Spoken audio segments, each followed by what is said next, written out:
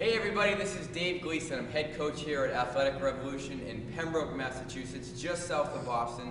Today I want to talk to you briefly about hip turns, and more importantly, how we break those down here using the whole part method of coaching for our athletes, okay? So that they really get a grasp for what we're looking for as a whole, but then how we can break down this skill into its smallest parts, break it down as small as we have to really, and then build it back up so it looks the way that we want it to. So we have maximal skill acquisition for this movement. So important, especially in a situation where there needs to be a retreat or staying with a player or an opponent that's maybe faked you out one side, maybe twice, and then going the other way. You know, with that said, I have to say Dave Jack does a great job explaining why we need disassociation with our hip turns. That meaning the shoulders are staying in one spot, then you've got that hip turn going, because if someone fakes me out here, I think they're going in this way and I get that nice hip turn and I'm ready to go. If I turn my shoulders, I'm dead. If they come back across this way, I've got to come all the way back around. Very slow movement, it's not effective, not efficient. Okay, but if I can concentrate on that disassociation, they come across me this way, boom, I'm still with them, then I can retreat and go, or I don't have to retreat because I'm still there. Okay, so what we'll do is we'll use a number system, 1, 2, 3. Okay, so we'll be in this position here with our athletes, and we just start and we break it down after we've shown them the whole. We're going to show them that hip turn and go. Okay, we're going to show them that.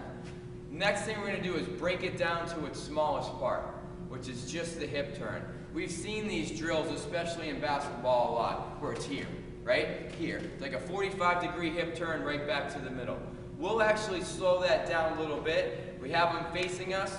On a count of 1, hip turn. We want to see that position. We want to get them used to being here, loaded, ready to go, or come back the other way. Okay? We'll do that for a certain number of repetitions on each side. For us, we don't go too much about 5 or 6 reps because we want it to be about up here and not so much about being systemically fatigued or fatigued in the lower extremities so that they're gassed, they can't pick up the skill. So sets of 5 with enough rest where they're ready to rock and roll for the next round. Depending on how they do there, we'll get to the next step, which is 2, and that's the go. Okay? We want them to break it down a little bit. So they're going to be here, shoulders are square. It's 1, when they hear 2, boom, we go. Why? That way, when we hit the 1, if they're not in a good position, I'll say, okay guys, reset. Reset. 1, until I see everybody, no matter how many athletes I have, in a better position. In a better position. In a position that tells me, yeah, they're ready to go and make that hip turn. Okay? So then it's 1, if I see they're ready to go, 2, boom. Now, we talked about that scenario briefly where what happens if a player makes a cut across, but it's actually a fake, boom, they cut across me this way. Okay? So then we'll go to 3. We have 1, 2, 3. We layer it that way. Then, once we see that the progression matches where their skill acquisition is, we'll let them go a little bit.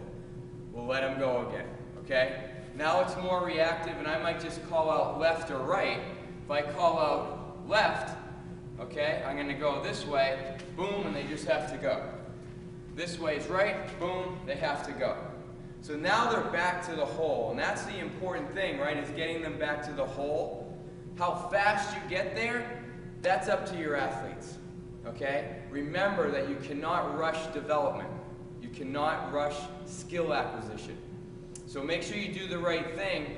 Break it down into its smallest part, as small as you have to go. Some of your kids might be ready to rock and roll, come here and then go. That's fine, but you don't know that until you've gone through these progressions, okay?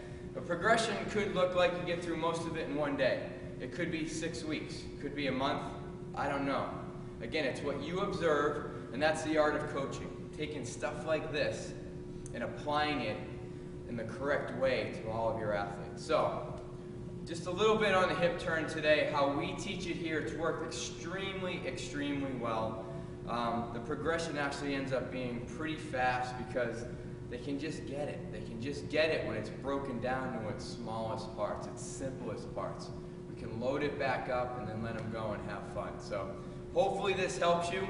We're going to be coming back with a lot more videos, so stay tuned. Keep checking in with the iyca.org and iycamembers.com website. Hope to see you very, very soon. Thanks so much.